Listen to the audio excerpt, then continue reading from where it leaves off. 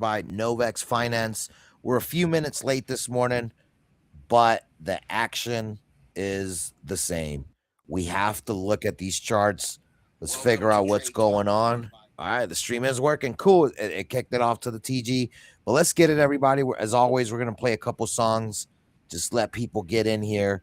Then we're going to do this TA, baby.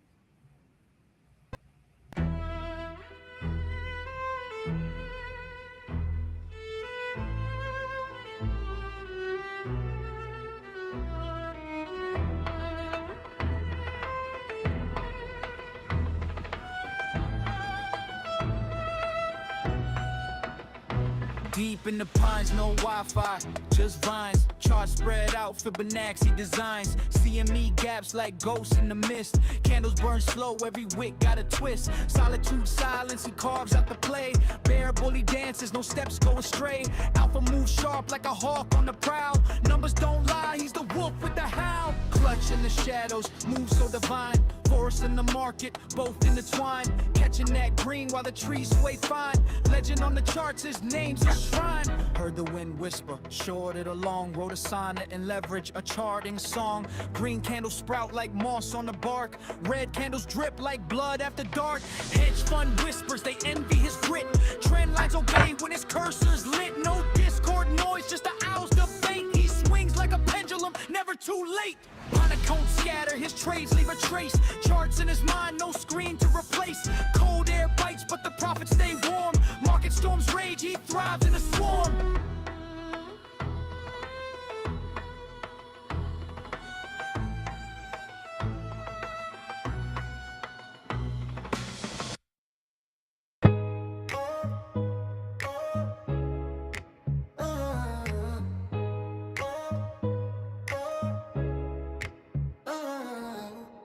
Charts dance, red and green, crypto tango. Clutch sees the angles, move sharper than Rambo. Bear trap snap, but he walks unfazed. Like Fibonacci spirals, his plans a maze.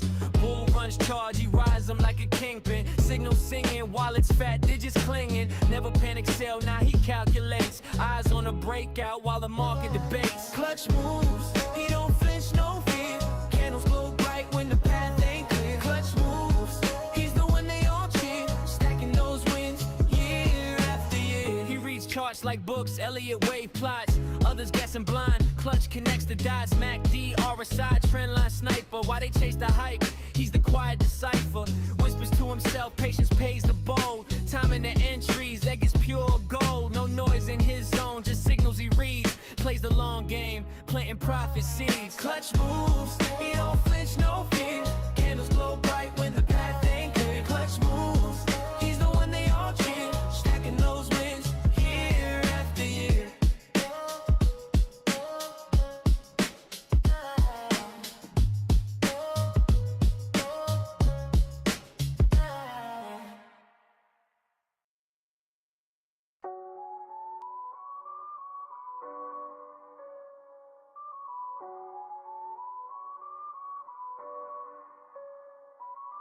Charts light up, glow brighter than the Vegas Strip. CME gaps, got the streets on a crypto trip. Candles dancing, wigs slicker than a hustler's drip. Novex moves silent, no need for a clip. Legend in the trade, fingerprints on the block. Blockchain buzzing every tick like a Glock. Defy dreams, I'm stacking on that E-Rock. Wallet full of alpha keys, turn never lock. Novex.Finance, where the game gets flipped. Candle pattern sparking every chart we grip. Decentralized hustle, never sink, never slip. West side grind, making coins do flips. Bulls charge hard, bears lurking in the fog. Patterns in the smoke, I'm the wizard with the log. Fibonacci spirals, I'm the code in the cog. Crypto moves sharper than a diamond-studded dog. Green and red candles, paint Picasso on the screen. Liquidity pools deep, pockets never lean. Well swim silent, but I peep the scheme. Alpha moves nightly. Cashing out the dream. From the Satoshi code to the ether's flame. Novex rewrites rules in this money game. Charts speak the gospel, prophets proclaim. West side rider, blockchain my claim.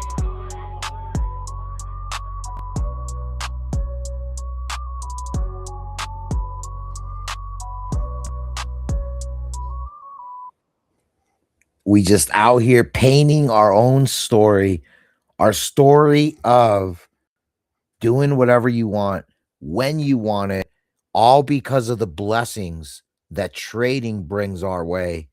What a great weekend. Hope you spent some awesome time with your family. Maybe Santa Claus brought you a new computer and a new set of eyes so you can see these charts a bit different, just kind of how we roll here. But we got a few people up in the crowd, here on stage with us. So let's tap in with everybody. Eager to say what's up to everyone, see how they did.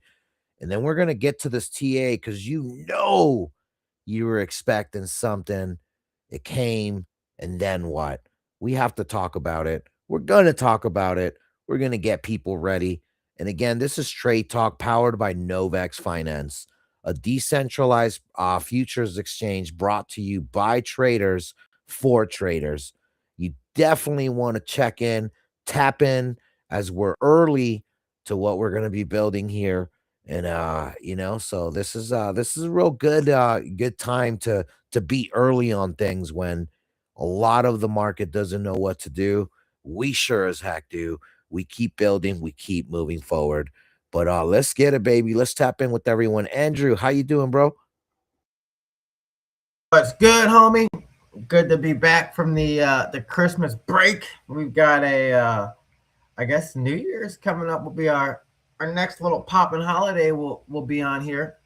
You know, we like to trade on New Year's around here. Man, my most I talk about every New Year's. I'll probably talk on New Year's, but dude, some of my most fun New Year's have been up just looking at the charts. Trading as we're going into the New Year. So I'm excited for everything that's about everything that we're cooking that I know of it, is going to come in the market because I know we're going to be on the right side of it. But guys, this is Trade Talk powered by Novex.Finance.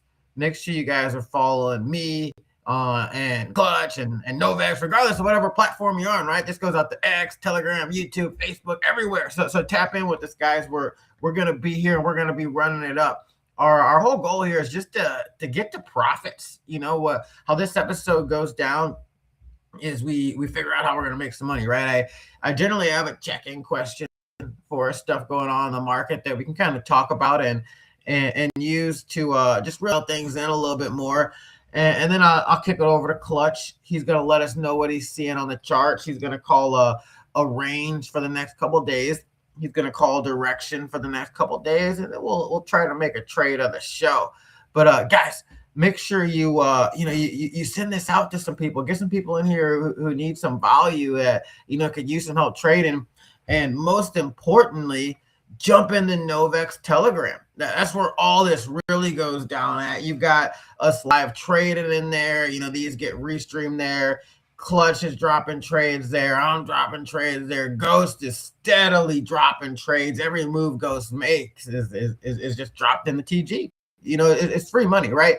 I'm part of a lot of trading platforms, and I can tell you without a doubt, I've never been a part of one other than Novex, where as a whole, the perps traders are profitable. It's literally unheard of. If you guys know an exchange that happens on, please let us know.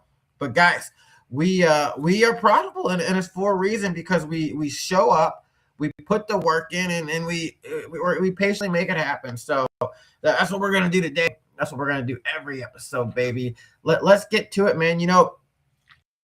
There's really nothing too exciting in the crypto news right now, honest. But my one check-in question, I'm gonna bring it up. I'm sure you guys have noticed it, but it's Michael Saylor. Michael Saylor and MicroStrategy, they announced yesterday that it was orange dots again. That means that generally means they're buying.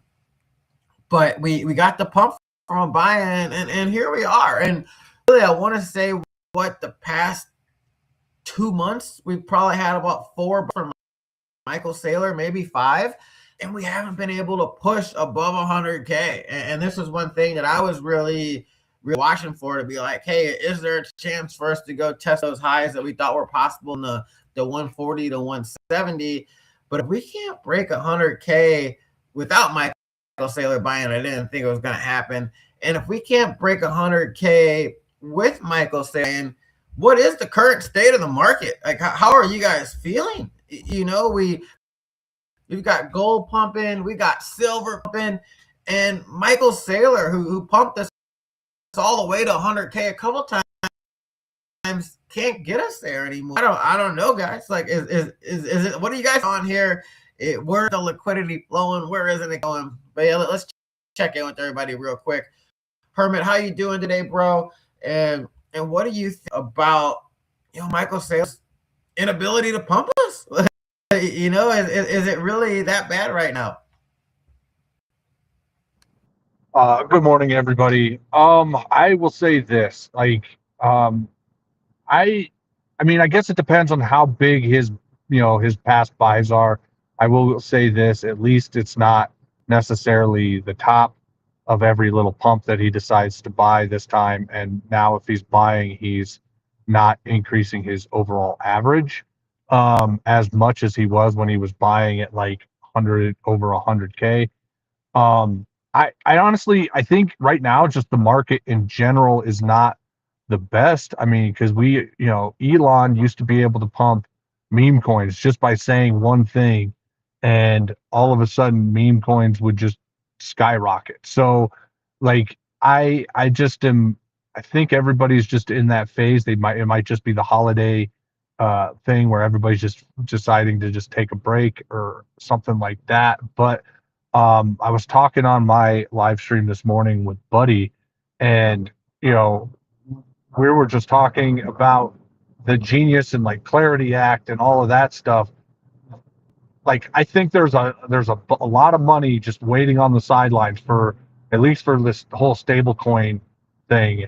Um, and then once those get passed, I think that's when there's going to be a lot of money coming in, and I think a lot of people are going to be caught flat-footed, and just not knowing what to do in that regard. So I there's a chance for another pump. I don't think it comes from Michael Saylor.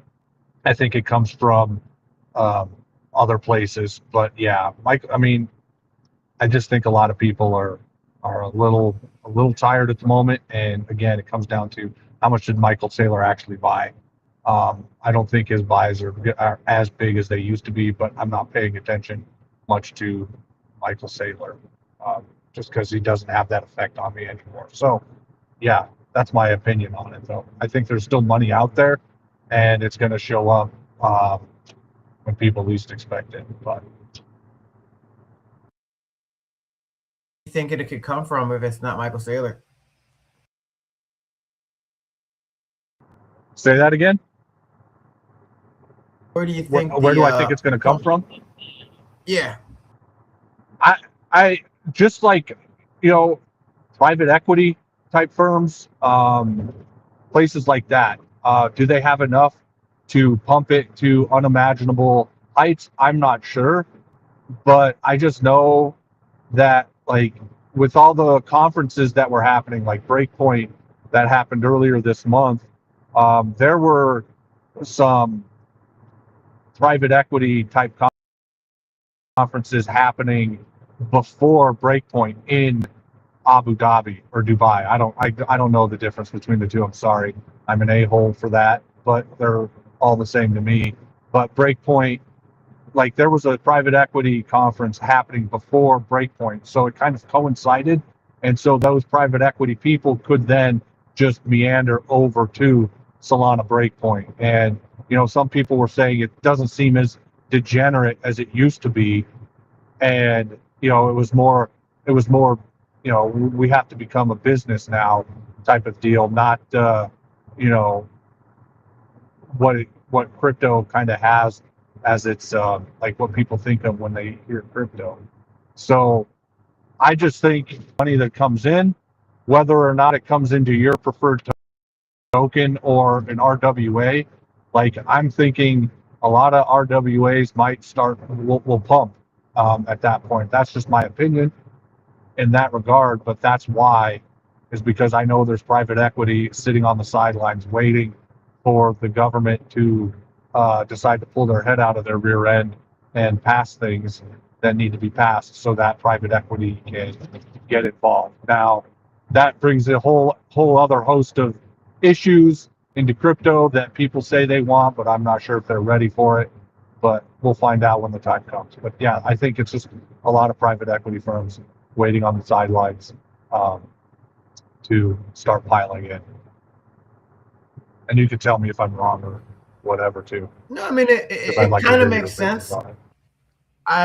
I could see a private equity push at some point in time, especially if they're truly looking for the exit liquidity.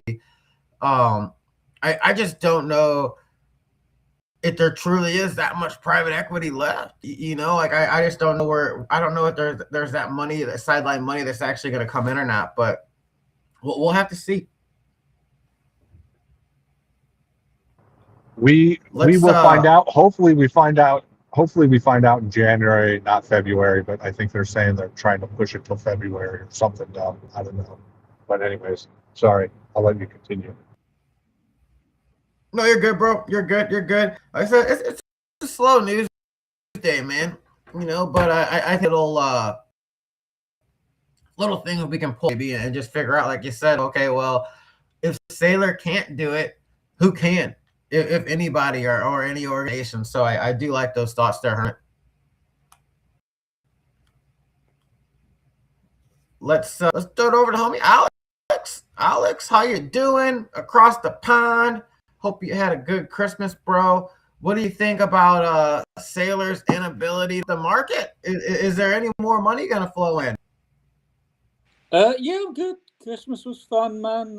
Yeah, just chilled out. As I said on Friday, I did everything the week before, so I've just been chilling out and getting down to business. I did pop down and watch the football over the weekend, and that was about it, man. Other than that, just busy sorting stuff out. But yeah, I don't know. Sailor said he was going to pump it, and it's just dumped. But yeah, I guess I know. It looks just like classic, the normal. It went up for the Asian market, and it went up, yeah, in the Asian market, and then it came over to Europe, and it's dumped, and now we've got some consolidation for the US opening and stuff, man. So, but he does what he does. Maybe he wanted a bit of a pump and rebuy in a bit lower. It did pop down a bit lower than it was and stuff, man. So, I'll see. Maybe he'll keep buying. You never know. As for institutions, yeah, probably we'll see something, but probably later on in the year, because who works in January in finance, man? They're probably all on holiday somewhere nice, somewhere hot and sunny, all over January and stuff. Yeah, here in London, the city's just dead during January, man. So, yeah, we'll see. But I did see some of the calls that Ghost was doing in the TG last night, where he was talking about we're going to know what's going to happen for the new year, and then he did that call what was 4 a.m. my time, so 11 a.m. 11 p.m. Eastern, and it just completely dumps. And I hope some of the guys in TG took the advantage of the alpha there, man.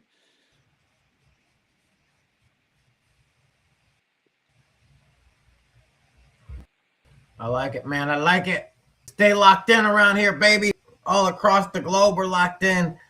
I know it's early for Ghost, man. I don't know if you feel like getting on the mic, Ghost, and let us know your thoughts on this Sailor situation. But if it's too early for you, no worries, bro. We can kick it over to Clutch and get on the charts. I mean, it's early, y'all, but damn, man, y'all acting like I'm like some like old head that just sleeps all day or something, bro. Golly. No, I'm just teasing. I'm here. You're one of them West Coast Monicas. Dude, I'm on the West Coast, man. It's 9:30 a.m. I'm definitely getting accustomed to the kids on winter break. Even though it's homeschool, it's still winter break for them. So they got me up late, but no, I'm awake, man. Listen, I'll be honest with you, dude. I've never really honed in on the whole Michael Saylor. I know he's obviously the Bitcoin maxi of them all. I'd really stick to the charts more than anything. I think news always aligns with the chart. I was on high alert for a couple of reasons. We did have a golden cross on a 1 hour for the first time on Solana since we lost it in December 6th. So that was pretty bullish. I still felt like it was a little bit too, a little too pumpy for me. even me being a permabull, as we call myself, there was the 200 SMA that was just something we've yet to reclaim. And so before I get excited, I had mentioned this, but I was also looking at the USDT dominance on the daily. It was a 50 SMA that would potentially be the support. I said this could set up a massive bull trap.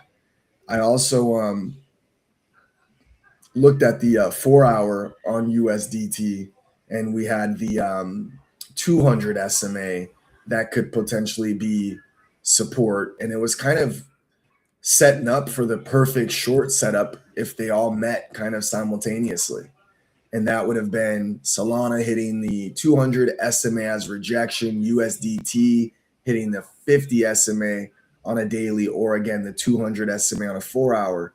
And it all fell into place flawlessly. The difference is I was obviously fast asleep out here on the West Coast, so I didn't get the perfect short setup of a lifetime. But I think it is bad when someone like Michael Saylor, who has such an impact on the market, similar to how you broke down Elon Musk when he would type about Doge or anything for that matter, those would absolutely explode. I know changing his PFP to a meme coin had it exploding at one point, right? So there's definitely such a different environment nowadays. I think as regulations come into play, it's definitely going to stunt the overall moves themselves. It's kind of like when you run a meme coin and you have such thick liquidity, even though there's a lot of buys coming in, it doesn't really move the needle. Just like full clips don't drop the prices as hard. And so with the fundamentals behind crypto itself, I think that's kind of where we are due to there being institutional buying and more regulations. I think that explosive moves are just kind of gone. I think there's just a lot more that's changed. So I think the overall landscape being so different is also going to play an effect. But I think just overall market sentiment itself, there's no more money in retail for the most part. Like retail needs to kind of re up. And I think once retail re ups and the market starts to move aggressively, unfortunately, retail's the ones that essentially FOMO into everything and keep that momentum train moving. So we saw this pretty decent pump on all markets. And then, of course, it fades out, it dies out. There's no more liquidity to keep the momentum train moving. So I don't know if I can hang my hat too much on Michael Saylor not being able to move the market. I'm just not entirely sure that he moves the market in general. He can move the market in general. I think it's jumpstart the market, and then where it goes from there starts to align with the TA and starts to align with the retail needing to re-up. Because like you said, from an institutional buying standpoint, like where is this money coming from? And I'll go back to the first ever space that I joined for Trade Talk when I first spoke to Clutch ever on a space. And he's like, dude, we're talking about 4 trillion in the overall crypto landscape, right? Like market cap for crypto in general. That's a lot of money. Where's another trillion coming? And then if that trillion comes, if 60% of it's Bitcoin, and at the time I never even really looked into Solana's dominance, but Solana dominance, the highest I've seen it was just under 4%. It's at around 2.3, 2.4, something like that. Last time I checked, in the 2.25 to 2.5 range. Even another trillion doesn't really put you up that much when you're talking about Solana. So you just gotta kind of like look at it from an overall, like, I guess, eagle eye standpoint. Michael Saylor, Elon Musk, these individuals can definitely jumpstart markets, but I don't think the momentum can really be too intense. I'll make it quick on this part. My stepfather, he got involved in the stock market right before the dot-com crash. He hates the stock market. I got involved in the stock market in 2019. Saw one of the craziest crashes ever with the pandemic, obviously, but I had not done anything more than dip my toe in the water. So then essentially when I saw this dip, I wasn't even concerned. My, wealth management guy that works at a really huge bank, he's like, yo, this is a chart I'm going to send to you. And this was like the first time I ever looked at a chart in my life. He sent me what was SPY S&P 500 since its inception. And it's just a straight up 45-degree angle with a bunch of chunk downs and chunk ups. He's like, so essentially, this means nothing. This will look just like one of these little drops eventually. And so what did I do? I added to all of my conviction bags, primarily Tesla, Apple, Facebook at the time, which is Meta now, Amazon, Netflix, the blue chips. And what ended up happening from there, as we all know, there was a massive recovery. Well, I feel like in crypto, a lot of people got involved during the pandemic, and a lot of people got exponential gains or substantial gains. And then now they dealt with like pullbacks in 2022 when administration was changed. And a lot of those people never came back. But then the next round, you get a lot of new people coming in. So I feel like right now we're kind of getting that reset once again, where sentiment's just so awful that people dip. Some of them will come back, some of them won't. My stepfather finally started getting back into stocks maybe a year and a half, 2 years ago. And I think that's just kind of like the ebbs and flows of the market. So right now, Michael Saylor could jumpstart it and get a little bit of momentum to come in, but it's short-lived because overall sentiment. I think we need to really break structure from the downside and before momentum continues. And I just don't know when that'll be, obviously. So long story short, I don't know where the money will come from, but I think that retail needs to re-up. And I think that there'll be some regulations that will obviously change the whole basket of things, like tokenizing stocks on the Solana chain, on the Ethereum chain, apparently. I think there's a lot of liquidity and a lot of volume just by kind of marrying the two that could potentially bring more revenue in companies like Solana, which would essentially be bullish in the long haul. In the short haul, I got nothing for you, bro. Just got to play what's in front of us.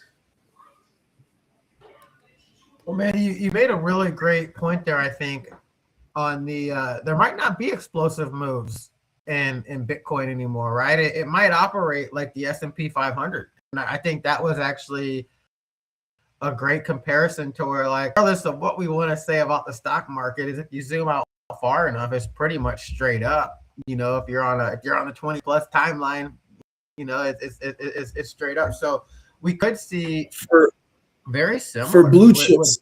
Yeah, for blue chips, 100%, right? Like for blue chips, you look at Apple, right? Like you look at the S&P 500, the NASDAQ, the Dow, like blue chips, you're looking at ETFs versus blue chips.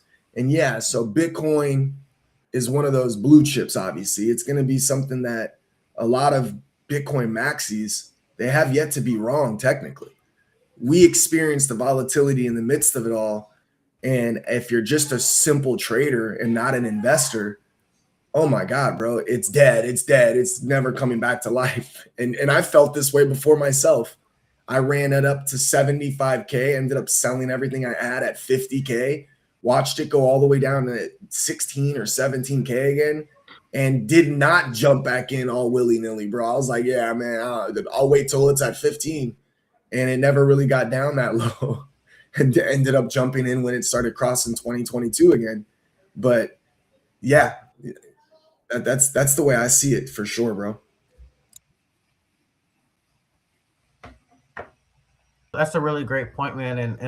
And you could be right. Now, I think I do agree actually for the most part, but I would probably have have one explosive move and it might be years away, that like just we wake up one morning essentially, maybe it could even happen over hours, who knows, but like just over a very short period of time, everybody's priced out of Bitcoin.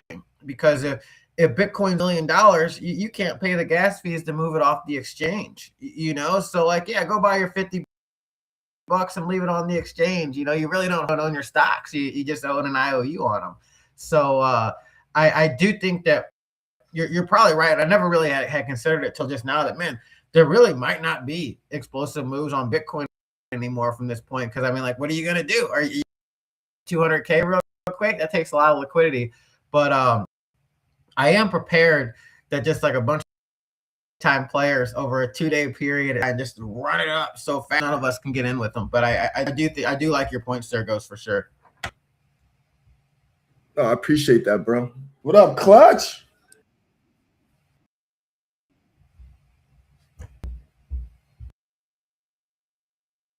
Present. Balaki. Balaki's in the building. Hey, Ron. Hey, Ron. Okay. What's up, everybody? My bad. I do like my bad. Quick news. Uh-oh. We actually do have the market. Okay. Ukraine just launched an attack and tried to hit Putin's ramps. That could be the start of World War III. I'm digging. What source did you hear it on? I saw the Redhead Libertarian. She's a big political account that usually is pretty accurate. And then Zero. Okay. Hedge posted it as well. Interesting. It probably explains the big old dump last night. People started selling, when they knew the attack was going to happen. If it ends up being a legit attack, who knows? Let's see. I'm looking on X. My bad. That just caught my attention. But yeah, Clutch, man, what's good, man? Tell us what you see. See it. Just so you do, just real quick, I do see it says Putin told Trump about attack on one of his residents, IFX. Kremlin hopes U.S. understands change in negotiation stance. This was a Zero Hedge. This was an hour ago on Zero Hedge. Yeah, everything I'm looking at seems it's a confirmation. I don't know exactly what, but the attack was an attempt. Damn. Well, alrighty then, guys. Well, let's get to some market sentiment. What says you? Why is my job this easy sometimes, man? Well, alrighty then. That changes things. it doesn't. The downtrend commenced. Yesterday it was pretty funny. I'm going to reveal some insider information here. Ghost, Andrew, and myself have a cabal chat, just us three, right? It's just a Novex cabal chat. It's really just to game plan this and that. So, Hey, I have a question. I'm so sorry, dog. I got a question, man. Okay. Does cabal sound dark to you? It can be, because it is dark, because the market makers want to wreck us and we're not allowing them. So it brings dark times to them. Well, no, but I mean, like, what is a cabal really? I need to know these things. I'm gonna ask publicly instead of just grokking it, because I just want to know, because I know I can't be the only one that always goes, man, a cabal sounds like so dark. Like, it can, but like, I guess because cabals typically operate in secrecy, so I think that's probably why it gets the negative the negative connotation. And it's just kind of, it typically is like smaller group people, and it's just a secret group, then they work together. So typically it can be like, I mean, this is where Hermit should step in as like our Webster's dictionary. But essentially, it's just a private group, and they operate in secrecy, and is usually smaller groups. Exactly. And, they operate for their own benefit, not for necessarily the benefit of others. So yeah, cabal it has a negative connotation, but you can also have a cabal that's good. It's just most people have a negative connotation to it. So your So our cabal is, hey, how do we make Novex better? How do Correct. we make our traders better? And how do we make everybody succeed if they follow what we're telling them to follow? Like there, it's just most people in this day and age would have the negative connotation, especially like with you got your meme coin cabals, you got the cabal of, like Clutch said, the market makers. The market makers are a cabal where they're just trying to like liquidate you any which way they can, and you got the Novex cabal that is trying to fight the other cabals. So Well, I we're got trying to the fight. We're cabal of trying to light. fight. Well, Herman, we're trying to fight complacency as traders, right? But anyhow, so in that joyous cabal chat that we happen to have, I'm going to add a little vigilante cabal. I like that. the vigilante cabal. Yeah, I there we go. was I like like, damn, I just saw this vicious pump. It would be a shame if I don't top wicket. It was so awesome, bro. I literally, dude. And then I went on the TG given.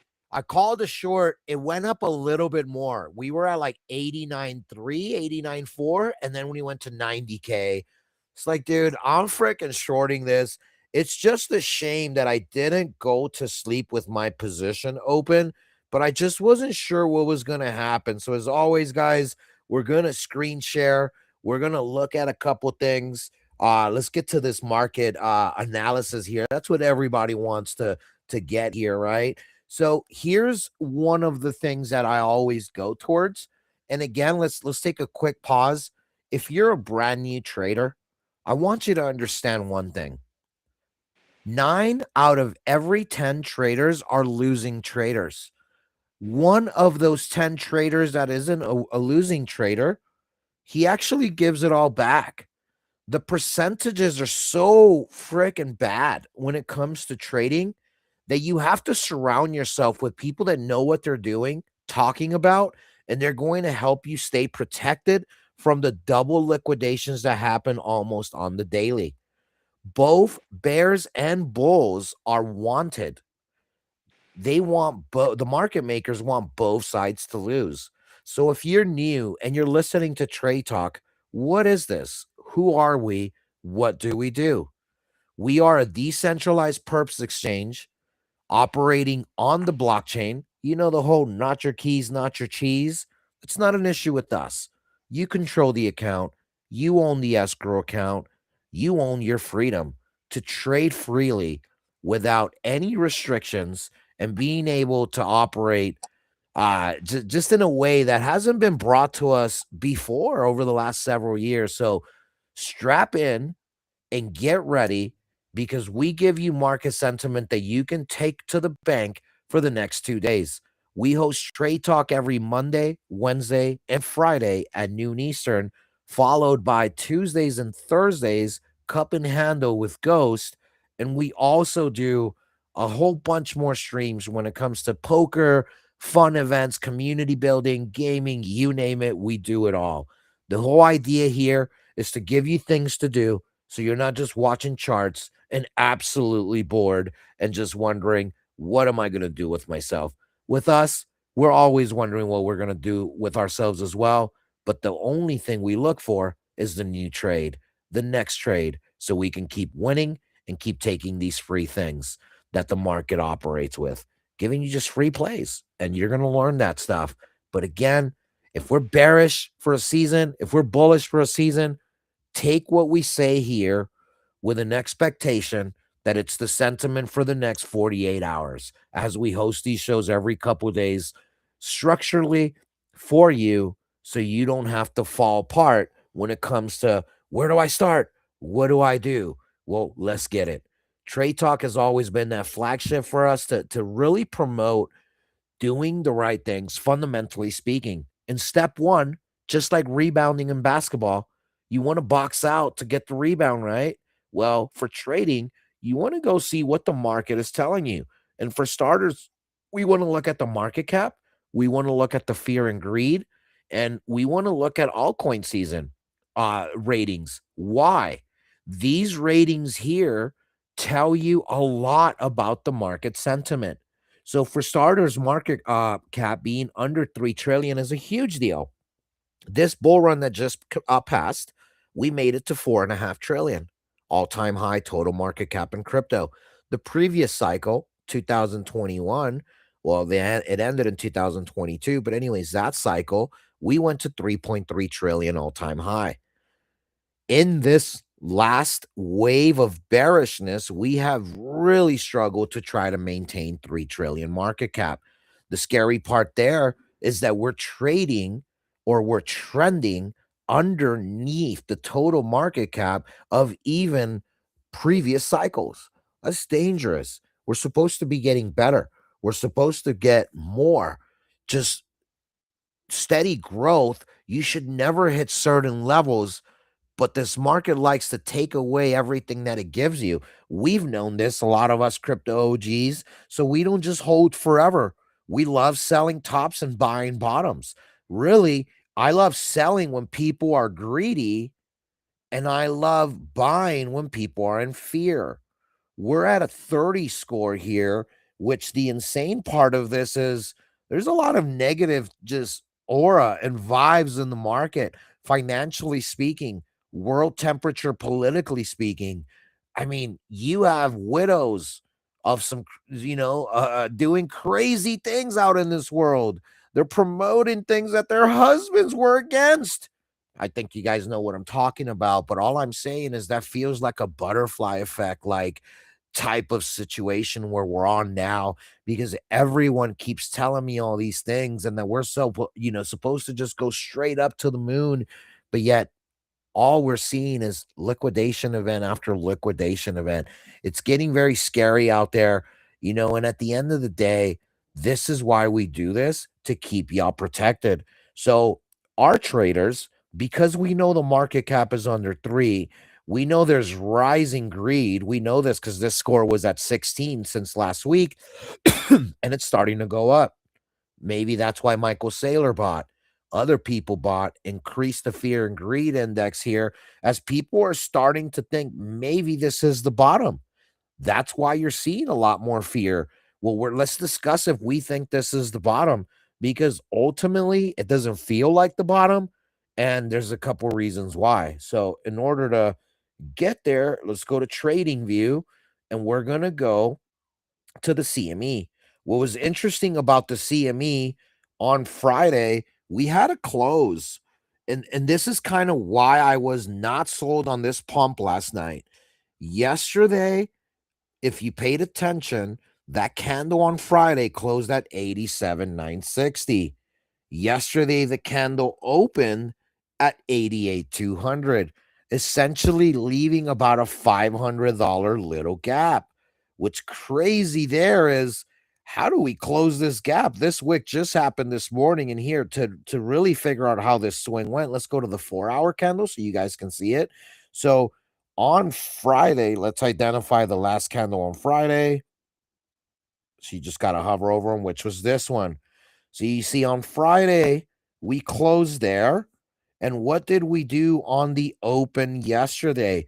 We went massive pumpy, made it all the way to 90,000, damn near 91K. We went to 90,990. So let's just call it 91K for the CME. And the cool thing about that's when I sent out my text to the Cabal chat, with Ghost and Andrew. But I basically said, and I'm gonna just go to it because obviously I'm just being a little funny and typical little dad jokes, But I said, just saw this nice pump. I may have to wick it. We all know what that means by now. I'm the top wick bandit.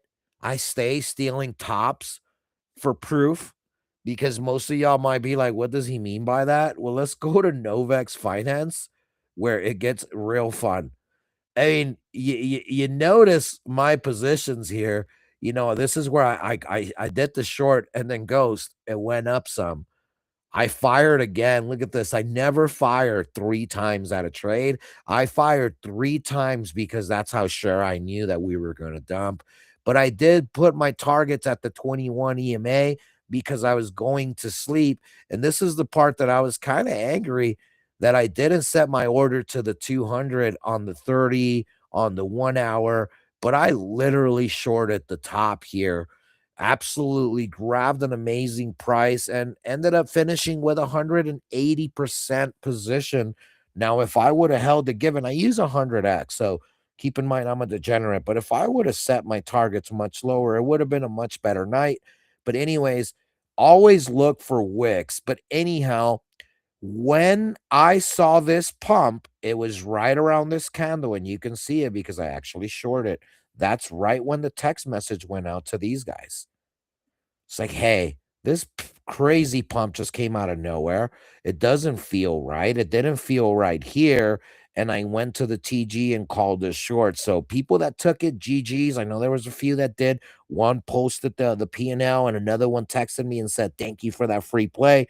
It was just absolutely easy to take this because we knew all the different sentiment points in the market, fear and greed rising. Yeah, we become fearful when it's greedy and we get greedy when it's fearful. Opposite. Market cap not just under 3 trillion, but now really heading towards losing the 2.9, and that's a scary situation. We don't want that. So anyways, in saying all that is how I was able to really understand that on this like in natural pump. It just did not feel natural. I was gonna fricking short it, and the CME was obvious that it wasn't gonna leave a little gap here. Why would it leave this gap? And for you guys that are listening, Ghost, Andrew, all you guys, no matter what level you are as a trader, you got to be able to recognize these things, right? Because this was the gap that it left open immediately on open candle. And I messed up. I should have just shorted to the gap. I'm a weenie sometimes, because I should have freaking just, again, set my freaking targets lower. Like, it was obvious that it was gonna go down, but, hey, I took half of the move. Cool. I'll fricking take it, but if I'm being honest, these are spots in the market that I need to improve upon and get better so I can grab more of these trades. But here's the thing. Every day there's trades, and every trade gives you a certain move. In that move, assuming let's just say it goes up 2% and you're trading with 50x leverage, that's 100% play. If there's 100% play on 50x leverage 5 times a day and you happen to catch 3 of them, you missed the other 2, but you didn't trade them. You went 3 for 3 by catching those 3 trades. If you were to catch at least 50 to 70% of every move, you are going to be extremely happy with your portfolio.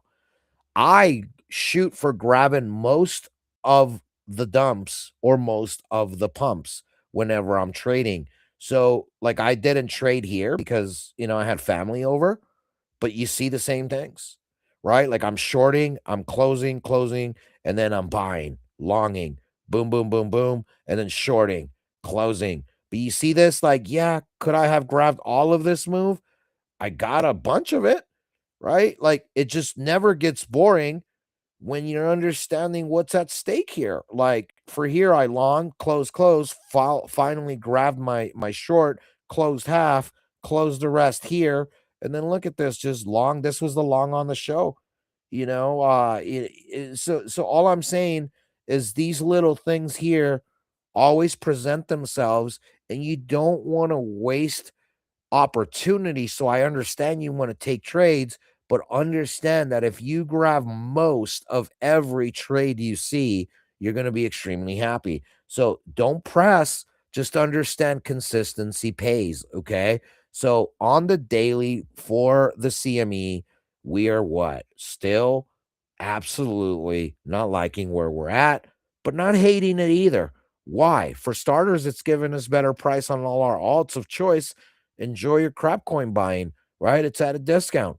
But I do feel there's going to be bigger discounts. Now, the one thing to understand though, for the CME, we are seeing a couple bullish signs. Sign number one, low, higher low, and we're starting to really go after and testing these dumps. I'm still not fully convinced that we fully tested this dump, so I'm still on a little bit of a careful side of things, but overall, I really don't hate this as it's consolidating like a champ, and it feels like the next leg down isn't going to be as brutal. I'm expecting 65K to be the absolute bottom, before we pump up from there. And the second wave bottom should be that 40 to 50K range. I hope I'm wrong, but let me tell y'all why I think that. We're going to go to the 3-day. On the 3-day here, we all know there is some bearish momentum brewing up on Bitcoin as the 3-day ADMA crossed under the 200. But on the CME, that has not happened yet. Why hasn't that happened? Well, the CME closes on the weekends, right? CME, the ticker is BTC1 exclamation. It represents the Chicago Mercantile Exchange. It trades Monday through Fridays and it closes on the weekends. That's why you'll see on daily candles, if you go here, notice how there's the Friday candle and then the very next candle is a Monday candle, the one we're currently on. That's because there's no trading on the weekend. So, in saying that, everything on the market just tends to slow down some versus what you see on the rest of the charts. And on the 3-day, we are consolidating above the 200 EMA, this purple line, which is real solid. But what I don't like is all these rejections to the 8 EMA. Typically, you get some nasty, nasty pullbacks after that. And to figure out where we would head, it's been the 5-day and weekly on BTC1 exclamation on this chart. It's been what I've been waiting for. So on the 5-day, 21 about to head under the 50. That's been happening and getting closer and closer. This gap steadily, if you look at percentages, just to kind of look at from here, right, to where we're at now, we have a 4.3% tighter spread just from these gaps from 21 to 50. So we're way closer here, as if you were to zoom in, do the same thing again, percentage speaking, we are about 1.75% points away from closing this gap, giving us a nasty cross that we don't like. As far as this candle here, there is 1 day left. I don't like it as the EMAs are all pointing straight down. It still looks pretty freaking bearish. But what you are seeing again and again is just the higher lows on the CME. That's a big deal because the CME is hard to move unless you have real buy or sell pressure. So when you're seeing a devastating downtrend, hold at specific levels that does give you hopes from maybe we can go, pumpy pumpy from here. Now, as far as why I have this gap open, let me go ahead and fix that because there is no gap open here. And we're back. All right. So on the CME, right? You see the 5-day come in. Look at the 1 week. It's going to look the same, right? So it's given us that cross. And it's my suspicion that on this cross, it should take us towards this little trend, potentially the 200 EMA.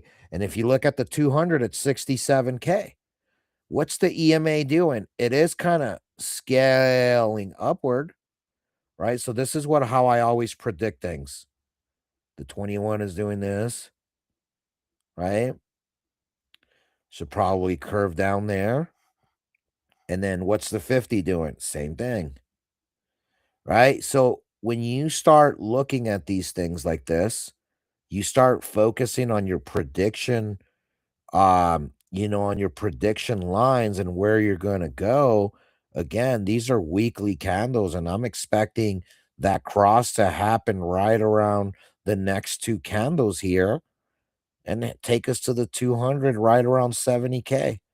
And notice that 70K is a big gap here.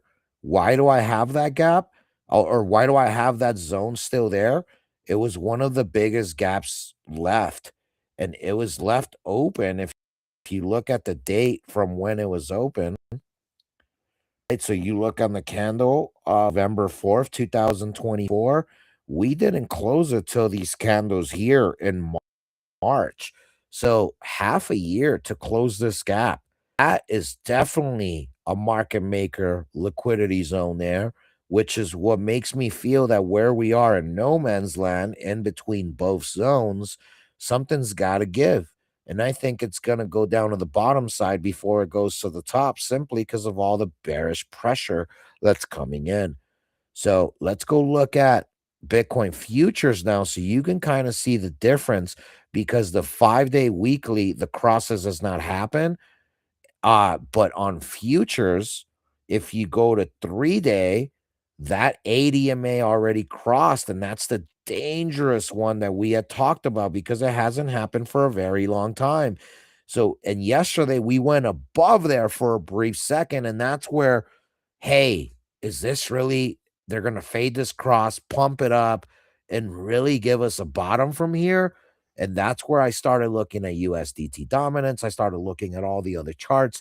And that's where I determined, no, this isn't it. I'm going to fricking short. And sure enough, big old inverse hammer candle. And it's not looking very good. It's not looking very healthy. And when you're paying attention here, we're at 87.8 here. But it's such a devastating price point to be stuck under 90K with Michael Saylor buying. I know he may not have the motion to take us to 100K. I'm seeing a lot of Elon replies with only 6 to 10K impressions. It's scary what's really out there. And the real answer to what's out there is what's not out there. And it's liquidity, it's people. They're heading back to work, they're heading back to take side gigs. They're trying to get out of their credit card debt. They're trying to catch up to their late mortgages. They're out there selling cans. They're out there recycling. Do you guys know there's a lot of things that are on the rise right now from an economical standpoint that is quite concerning because Americans, the most free country in the world, and I know that's a funny understatement because none of us are free, but we're as free as it gets. And we're struggling to the point where we're heading towards what third world countries are going through, cascading, collapsing governments. There's just so much bearishness in the world that it's kind of easy to understand, why these spots keep getting eaten up. So on the 3-day, notice the cross already happened. We got the 50 coming.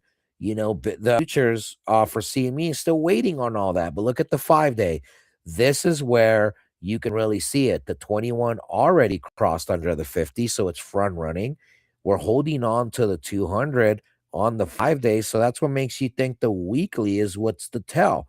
And sure enough, on the weekly, they look the same, right? All the other ones look different, right? 3-day, 5-day, but look at the weekly.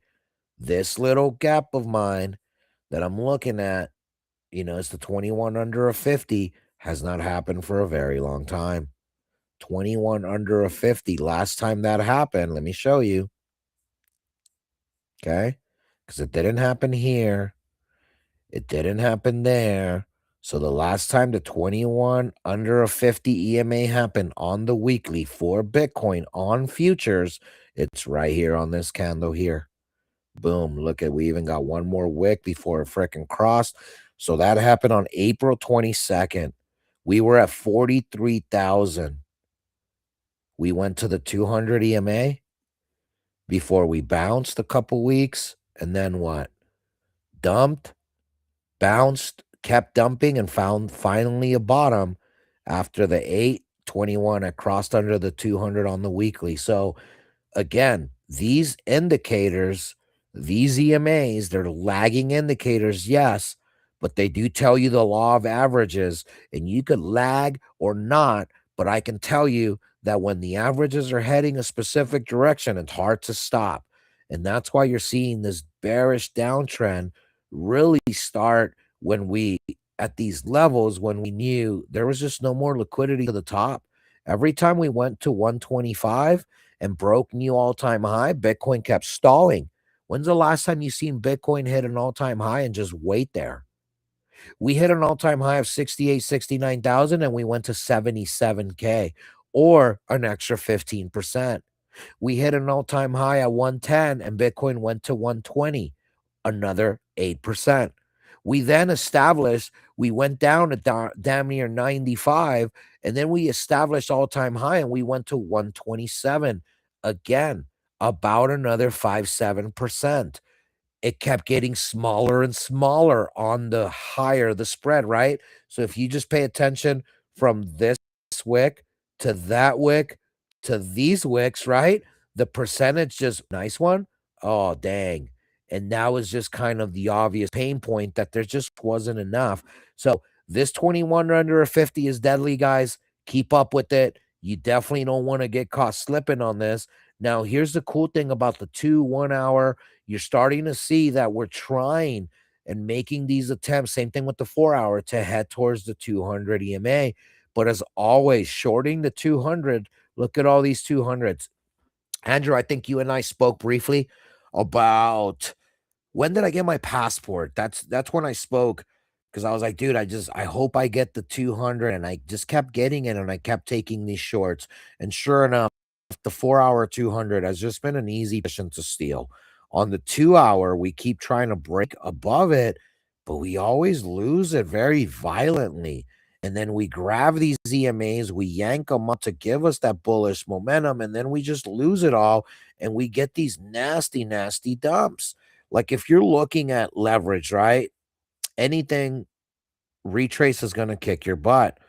But if you're looking at high leverage, look at from the top wick to the bottom wick, 4%.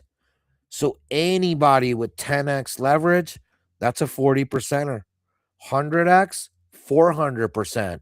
So of the 400% move, I caught damn near a 200%er. Not bad, right? But anyhow, we drag the EMAs to then use them as bearish momentum, and that's just what it feels like they've been doing here, here, here, here, here, and here. When you hit these levels, these bottoms, there's no more bearishness. We're way below the EMA. So how do you get these EMAs to be on your side when you want this chart to short? Well, you freaking long on them, right?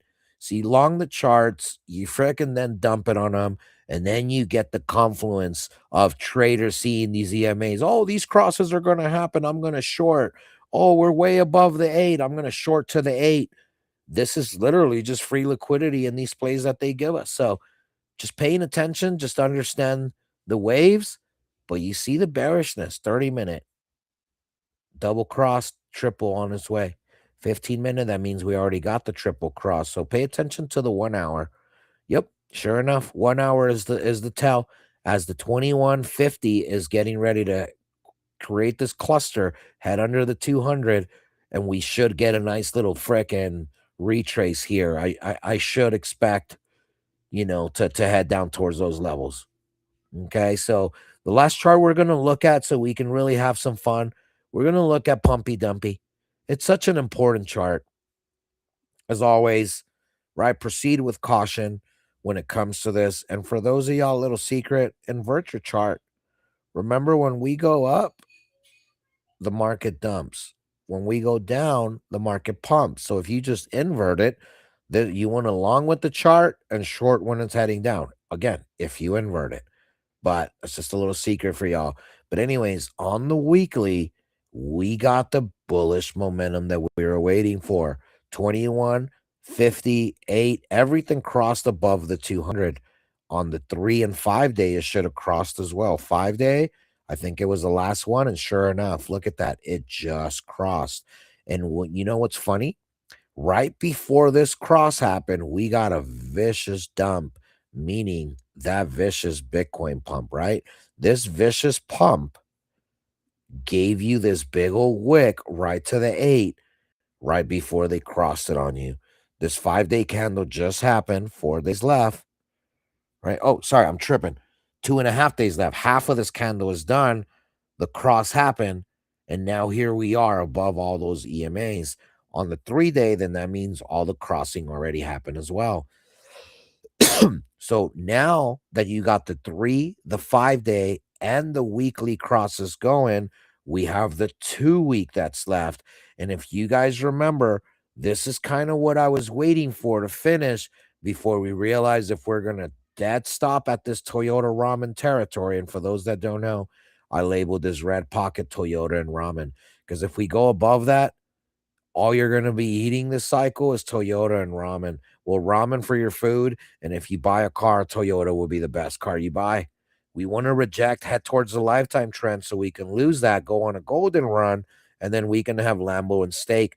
The wife suggested that I put Lambo and lobster. It just sounds more funky and more fancy. So we'll take some votes on that. Maybe I'll change my Lambo and steak territory to Lambo and lobster. But anyways, on the 2-week, that 8, I'm sorry, the 21 already crossed above the 50.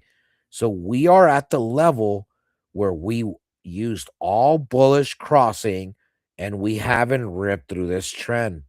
This is an insanely good sign for us. Every time we've hit Toyota and ramen, we've gotten vicious dumps, right? It's happened 1, 2, 3, 4 tries. These clusters, I'm going to count them as 1. So on 4 tries, we finally went above a lot of areas, but here's the dangerous part. We barely wicked above here, which most people thought that's enough of a sign to for sure going this way. So for me, instead of shorting here and then being down bad, I just short these wicks knowing we're going to pump right back up. So paying attention to pumpy dumpy really tells me that we need to look at the smaller time frames to figure out bullish or bearishness from those angles. On the daily, all crossing already happened. On the 6-hour, right? Like we're getting these nasty dumps to bring these EMAs and bring us bearishness. But now look, we're above all EMAs and the 8 is coming with. So on the 6-hour, there's potential bullish momentum on this chart, which should take us to the Toyota and ramen territory if that continues. To see a better side of it, we're going to go to the 4-hour and same thing. We dump below, go to the 200, which we hadn't done so in a very long time. We hadn't touched the 4-hour 200 on USDT Pumpy Dumpy since December 10th. Okay, so you're talking about 3 weeks since that's happened, and we did a liquidation scam frickin' pump, meaning dump on this chart, right, to get us right there. And you saw what I did. I longed here, right? If you look at all my positions, right? If you're paying attention, if you're paying attention to my positions, look, just invert this. Okay. Look at when I'm shorting. Okay. Like I'm shorting these levels. Why? Because it's the exact same thing, you know, as Pumpy Dumpy. Right. So like when you put these together, right? I mean, just look at that. Let me go to the 4-hour. I mean, just look at that. Right? Is this a coincidence? I think not. Right? So it's like I'm shorting on certain candles, right? Cuz like it's easy to kind of see the correlation, right? Like I hope you guys are paying attention to that cuz it does help. It does become repetitive and it's quite boring at times, but you know what? I don't freaking care. It's free freaking money and I just wait for these events, these big old candles for me to go the other way. And this is whether it's long or short, it doesn't matter. Like I went long in these areas. I keep going. My longs are when I'm shorting Toyota and ramen, right? It's going to dump. So the market's going to long. So I've been taking little scalps like that. So if you're paying attention, you want to just understand all this bullishness that's on its way after they faked this bearishness, right? Gave us the 8 under 200 and now it used all these EMAs to go above it. And this 8 seems to just be what this chart is gravitating to on the 1-hour. Look at this, just holding on to the 8 on the 30-minute. All right, it lost the 8. So you see, here's a very, very interesting part. You guys should be watching the 30-minute chart as we're right in no man's land. if we go above here, we're going to get all this cross action to the upside. If we go below here, you're going to get the bearishness, and hey, commence some good long. So paying attention to the zone is really good. This Toyota and ramen territory. If you're in our Telegram, okay, you have this chart for free. Let me show you guys. I'm going to go to our Telegram, right? So we're going to go to the TG, we're going to go to the Novex.Finance, and we're going to go to charts. Then we're going to scroll up, and you have all these different charts. Look, I have the BTC index. I got Pumpy Dumpy. If you just click Pumpy Dumpy, look what it does. It pops open a window, and it gives you my Pumpy Dumpy chart. It's very important because it's going to show you the Toyota and ramen territory. It's going to show you the Lambo and steak territory. It's just going to show you just how I chart. And obviously, I'm not the best charter in the world, but what I am saying, my charts do slap. And you got all these charts for free, just by being in the Novex Telegram, Novex.Fi. Just go into the TG, search Novex.Fi, and that's all you need. So anyhow, guys, from everything that I'm looking at here, it is giving me hopes that this could be the end of this bullish momentum on this chart. But it looks and feels like it's too obvious that that's the play. So be very, very careful, as the easiest way to know how far we can go is after testing resistance here, right? Right? You see all this testing.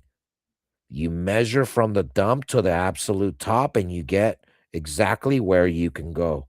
And check this out, because we dumped, rejected, and final fake out. We went from here.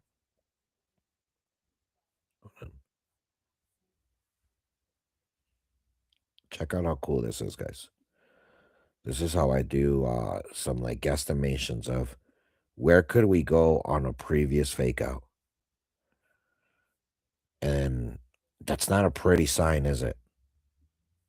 If you guys remember, I had another little angle. It just deleted. Right? See?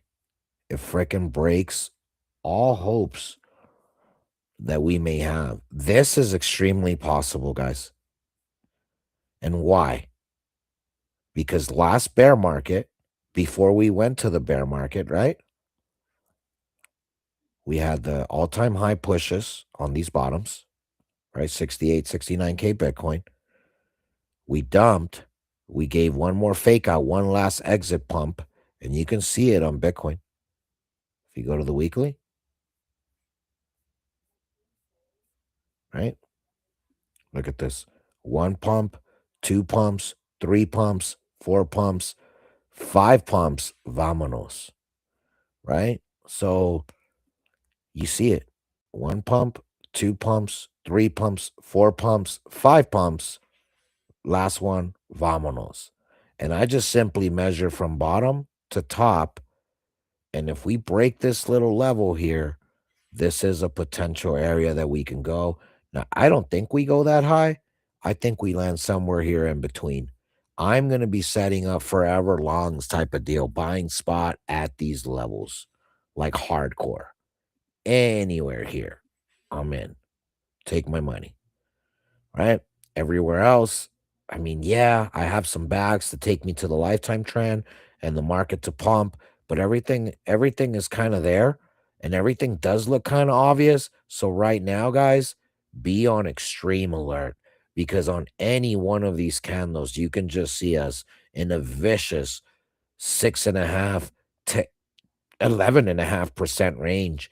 And that, my friends, if it happens, you will see Bitcoin at 60K. You'll see Bitcoin at these levels here. I almost expect Bitcoin to test this trend that it's on. So if I'm going to like give you a real prediction, right, where we're going, check it out. We're heading towards this area. Boom.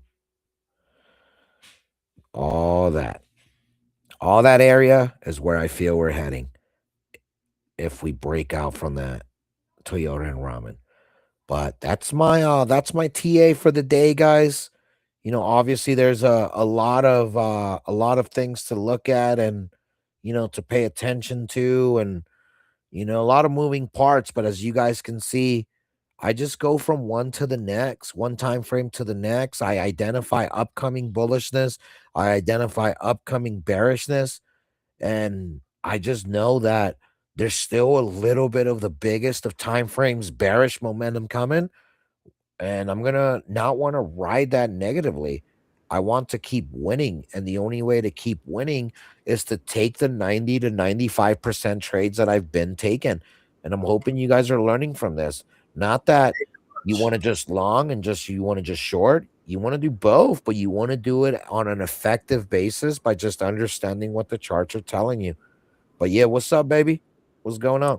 So we had talked about on the last segment the weekly, daily uptrend of USDT. Can you hone in on that first, real quick, before you finish?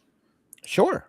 Let me I want to see what you see on this. Remember, we had like this 45-degree angle on a daily uptrend from USDT, Yep, right daily, here. week, both of them. Yeah. Can you chart your daily uptrend and weekly uptrend if it's still a valley or if it's an official trend, and then also tell us what you see? Because I see something interesting happening myself. I want to get your So input on it. okay, so look at this daily. It literally gave us kind of this perfect three-touch trend, Yep. right? Because you have the three touch right there, solid, wick, and then Mhm. look, none of these broke. Remember, we were saying, hey, it, Yeah, it, yeah, it yeah. may not be able to control that top one, so it broke that top trend. But all it Cool. did on this dump, look at this, gave you a perfect Finally. freaking wick. Okay, so Bam. question: does this give us a trend now instead of a Correct.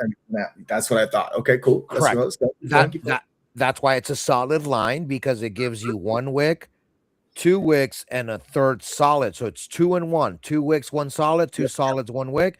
Cannot cut through wicks. And yeah, so here, let me remove the EMAs too, so it looks even better. Bam. That's a Yep. perfect trend. So we are trending here. And basically what it's doing is just essentially it's this bull flag, bro. It's Mm-hmm. freaking flagging, you know? Mm-hmm. Yeah, it's just look at this, dude. It's just as soon as it's either gonna break above or below it, right?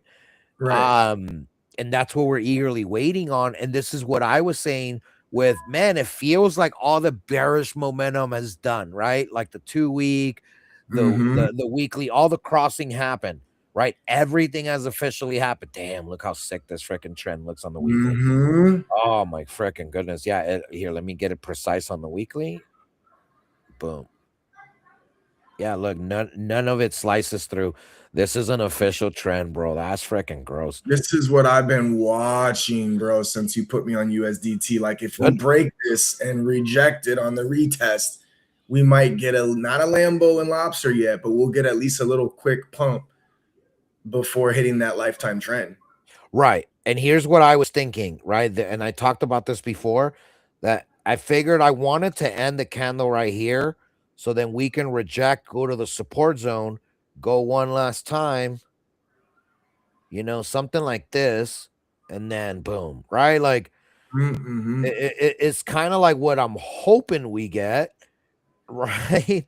But Mm-hmm. it's like, bro, at any one of these moments, this thing could just be like, yeah, no, we're just gonna bounce.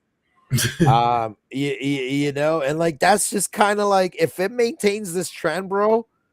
Okay, this trend is very important because if it maintains it, we're just gonna zigzag here till it finally curves down. That's what I think here, just with the what this chart is doing, bro. It's freaking gross. But I am gonna save that trend because that is nasty, Nice. nasty, man. Here, and I'm gonna give us some more precise trend here. There you go. Boom. Let me save this chart for y'all. Go to the monthly. No, let's go to I like the 3-day on this. It looks so clean. Watch this. Boom. Bam. You see, like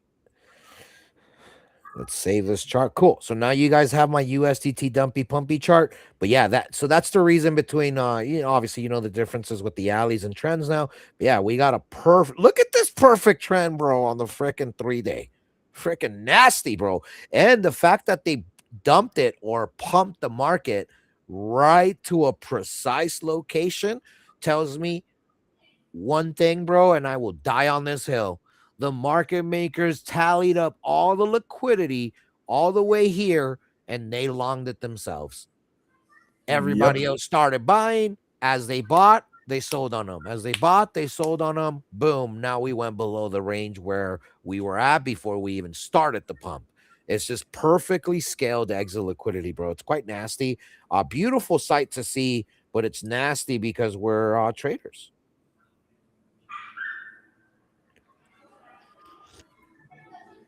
They're trying to get us, bro. It's liquidation, man. But yeah, guys. So anybody else have any questions, any sentiment they would like to throw up? I know we got Morgan up here, Hermit. What up, Alex, Andrew? Any one of y'all, any questions, any TA? Let me check the chat. Maybe there were some questions. I haven't been paying attention to the chat. Hey guys, how are you? Yo, yo. Yo. What's up, Yeah. Morgan? Good to see you guys. I couldn't get in at first. I don't know what I was doing. I was like, wait, that's a different date. So not sure if I was doing it right, but at least I got in to watch you do the charts, which I absolutely love. So thank you. Um, Definitely learning a lot from it, and I love it because you really do make it easier for me to understand. So Nice. appreciate you, and I love watching Ghost in the back end, and just listen to the good conversation. You guys are awesome. Really appreciate you. Definitely doing my best to bring more eyes, um, just to Novex, and so yeah. Hopefully, I can get some of my friends over here to watch and learn some good things. Heck Appreciate yeah. you guys. And if any of Morgan's friends are out here, feel free to DM questions or anything you want asked. We do have educational courses coming up, and they're going to be free for our community. So don't think it's something you got to pay for. We also do training, like live trainings when screen sharing. I stopped doing it. The last time I did some was back in October. It's been a real busy November, December month for me, but I'm going to start doing those every week starting January. So obviously that's next week. But yeah, so if your friends are traders wanting to become traders, they need to learn anything. There's going to be quite a bit of content for them. Awesome, perfect. Yeah, no, they definitely are, and I know I threw a couple of them in the TG. So, uh, Ooh. Now it's popping. And of course, like we're usually always active on there. We've been less active during Christmas just because we're all Americans and yeah, we're all believers. We love celebrating our Lord and Savior's birth. But now we're back to doing what we gotta do, which is putting our traders on game, the Novex game. Trading on Novex.Finance will change your ways because you're gonna be around us, and trading around us will always assure that you don't get liquidated, man. The liquidation ratio of our traders is spectacular and insane. When our traders lose a trade, they're not entering at the top of a long and then it dumps to the bottom. If anything, they longed a little early and they're realizing some losses, but not getting their whole port eviscerated. That's because of the patience, understanding, and the things that we are doing to really make it fundamentally sound to be a trader just by being around us and knowing, when to take position. So we're in see green, take green territory, and it's been real fruitful for a lot of us, and very exciting times, and glad to have you around, Morgan. Hope you had a fun Christmas and all that good stuff. yeah. Thank you, appreciate it, For and I look sure. forward to actually coming to the next poker game too. I was like, oh man, I gotta save up some money first. So, Oh, dude, I'm capitulating right now. I'm on a first, third streak, bro. I'm freaking hot. I should have had a yeah, couple more wins, bro. Ghost knows what's up. yeah. I'm supposed to be happy because all I do is just have a chance at winning all these tournaments I'm playing in. But my goodness, not finishing is not okay. Yeah, it came in 49th out of 80 yesterday. Ooh, nasty. Getting that ass whipped. Jeez. Yeah. Hey, well, Morgan, I'll buy you into our Tuesday tournament on the AF Tuesdays. What time? No, well, now I can gladly do it. So what time? What time are on Tuesdays, you guys? 6:30 p.m. Pacific Standard Time. Yeah, 9:30 Eastern. 9:30 Eastern. Got it. Yeah, I'll buy you in and any of your community members. If it's the first time you've played, I'll buy you in. That goes for everybody listening too. If you've never played with us before, I'll always buy your first buy-in in. Let's go. No, I'll gladly come play. I do love it. No, this is awesome. Well, guys, we're gonna start wrapping this episode up. Andrew, Alex, Hermit, Morgan, Ghost. Any of y'all have any final words before we skedaddle? Just thank you guys. God Appreciate bless. you all. Thanks Let's for go. saying, man. Join Stay locked in, guys. Don't buy the bullishness, man. There's just too much I'm seeing from the fundamental side that like I just think we're about to see some world stuff pop off to send us down, and you're kind of seeing it, I think, by the fact that we talked about in the beginning. Michael Saylor can't pump us over 100 anymore. Ouch. See green, Bearer take of green. bad news. See green, take green. Love it. Sorry, Herman. Didn't know you were gonna speak. But what's up, brother? Any words besides that? No, that's what I was gonna say. It's like the Cobra Kai. Trade smart, trade fast. See green, take green. That's right. Andrew, Ghost. Anything? I just want to say God bless everybody that's tuned in, man, and please join us on the free TG, man, and get some alpha. That's all. I love you guys. Appreciate you. Oh, heck yeah. We're just out here painting our story, guys. You know what I'm saying? And if you want to paint yours as a successful trader, you have to surround yourself with the right people. We have chosen to become those people when it comes to the art of trading because we do see things differently. It's our hustle.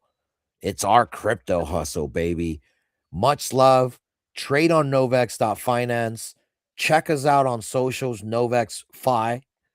Novex.Finance on some, but just know we're going to be around for years to come. And why? Because we are out here making these market makers, baby.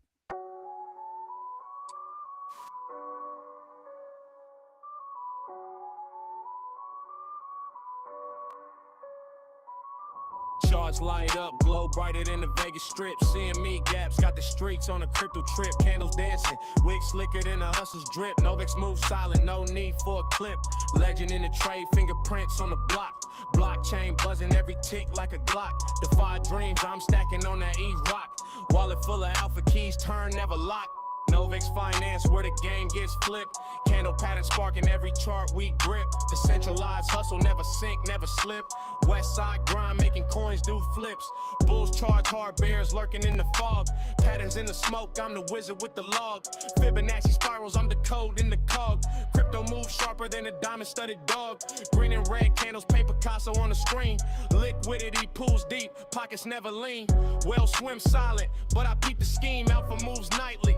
Cashing out the dream. From the Satoshi code to the ether's flame. Novex rewrites rules in this money game. Charts speak the gospel, prophets proclaim. West side rider, blockchain my claim.